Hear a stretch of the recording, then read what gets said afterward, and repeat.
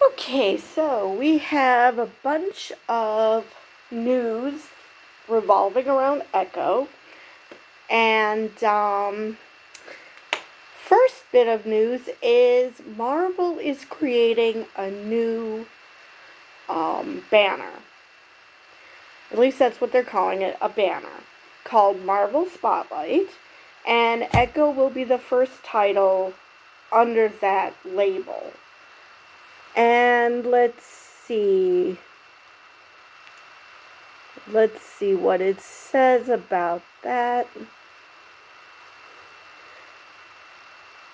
So it's going to be the MCU's first TV MA showing, which is mature. Which, if you've seen the trailer, it has a very Daredevil feel. And by Daredevil, I'm talking about the Netflix show. So, yeah, that makes sense. And it will air simultaneously on Disney Plus and Hulu, which I guess that makes sense since Disney is buying all of Hulu, but at the same time, they have a package that includes both Disney Plus and Hulu, so why? But I guess if you just are choosing one or the other, I guess that makes sense. And apparently will also kick off a brand new banner.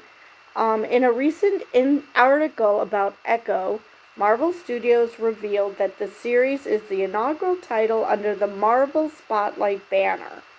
The label will be used on titles that present a wider variety of stories, which don't require as much prior knowledge of the MCU, which I assume means that you wouldn't have had to have watched Hawkeye to be able to follow Echo. Which, well, they did show in the trailer that Kingpin was blind in one eye anyway. So, yeah, maybe they'll explain that. Maybe they'll have flashbacks, but anyway.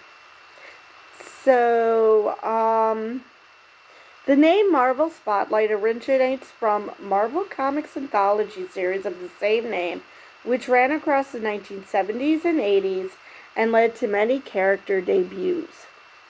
Marvel Spotlight gives us a platform to bring more grounded, character-driven stories to the screen, and in the case of Echo, focusing on street-level stakes over larger MCU continuity. Head of streaming Brad Vindenbaum explained. Just like comics fans didn't need to read Avengers or Fantastic Four to enjoy a Ghost Rider Spotlight comic, our audience doesn't need to have seen other Marvel series to understand what's happening in Maya's story. Okay, now that makes me wonder if they're just going to be ground street level type stories, kind of like one shots like Werewolf by Night was, or is this going to be that all of the Marvel spotlights are going to be hardcore? Which I welcome. I welcome hardcore Marvel. And even if they do it as movies to be hardcore, because a lot of these characters you really can't water down. That kind of destroys their whole purpose of being. So it would be nice, and to make sure you scream it from the rooftops, because I heard that when families went to see Deadpool, not understanding that Deadpool is R-rated. And these are parents taking their kids. So you'd think the parents would, be bothered to pay attention to ratings, because that's what the rating system is there for. So you can look and see, okay, I should not take my kids to this. Or better yet, watch it yourself before you let your kids watch it. And so I was surprised that people didn't understand that Deadpool was R rated. I mean, all you have to do is look at the trailers or, like I said, the R rating and know that this is not for kids. So they ended up leaving shortly after the movie began. So maybe Marvel wants to avoid that, but they're doing Deadpool 3, which is R rated, so I don't know. Maybe they're going to do a better job of screaming from the rooftops, this is not for kids. Maybe that's why they're creating this label on Disney Plus, so, kids can't accidentally watch it. I don't know. But anyway, let's get to what the show is about. So, the origin story of Echo revisits Maya Lopez, whose ruthless behavior in New York City catches up with her in her hometown. She must face her past, reconnect with her Native American roots, and embrace the meaning of family and community if she ever hopes to move forward. And in the trailer, I saw that there were flashbacks and some pretty far back because one was in black and white. So that's probably some Native American mysticism going on there. So yeah, but yeah, it's very hardcore. Kingpin beats the crap out of some ice cream vendor who made fun of Maya's disability, her big death. And I mean, he went after him. If you remember, if you've seen Netflix's Daredevil, if you remember the scene where he was beating to death someone with a car door. It was that same vibe. I mean, he just went to town. So, yeah. So, fair warning, if it is rated mature, it's gonna be bloody. So if you're not into that, you might not want to watch because, yeah, it's not for the faint of heart. So, now we know that all episodes of Echo will drop at the same time. And that same time will be January 10th. And now I'm going to do videos for them, but I'm not going to do them all at once. I'm not going to do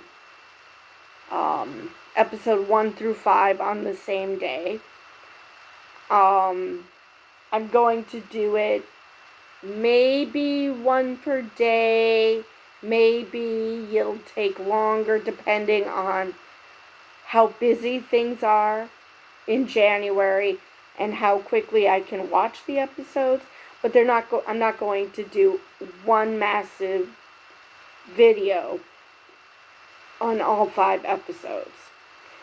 For those who are familiar with my videos, my recaps, I do better with shorter episodes. So it's probably for the best if I don't cover all 5 episodes. I don't know how long these episodes are going to be, but yeah, let me see if there's anything more I can glean off of this. And I like I said, it'll be 5 episodes. Let's see.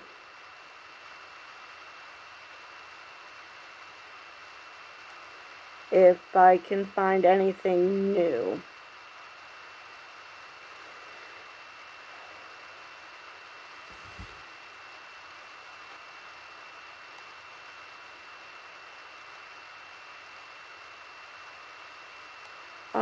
That's all I can glean from this one.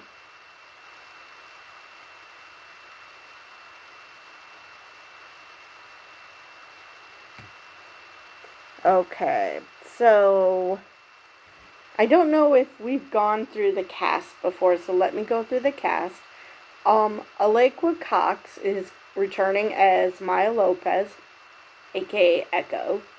Vincent D'Onofrio is returning as Kingpin, Wilson Fisk, which I'm glad to see that they kept him because he was an awesome Kingpin. The show's supporting cast includes Chasky Spencer, but they're not telling us any of their...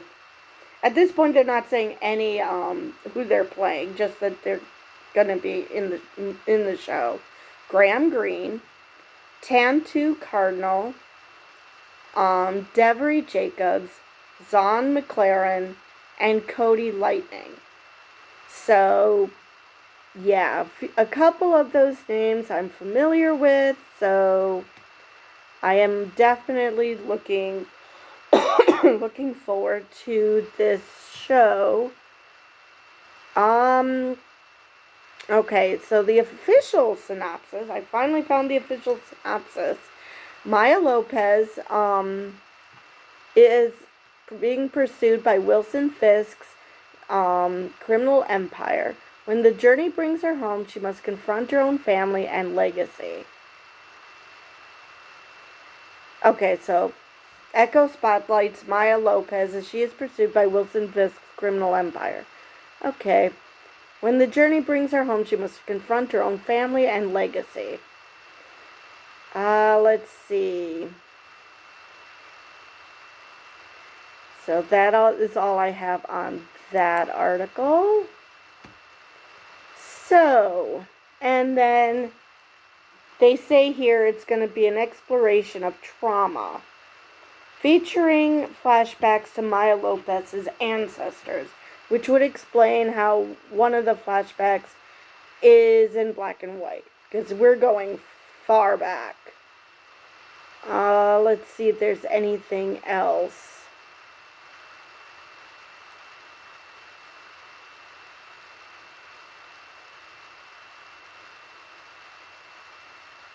Yeah, that there isn't much else. Let me just...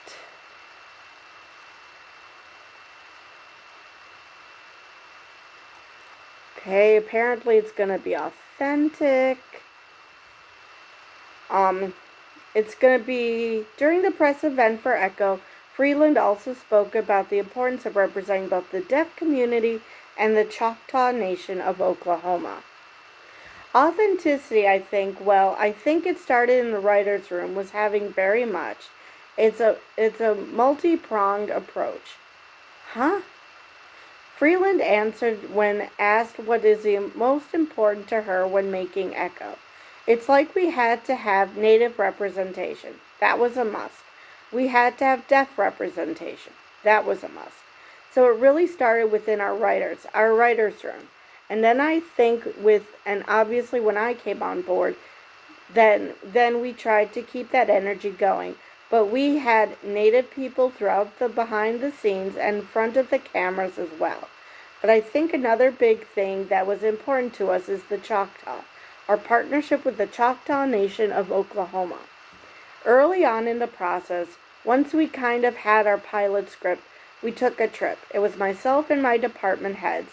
And one of the great things is that none of them have ever been to a powwow before.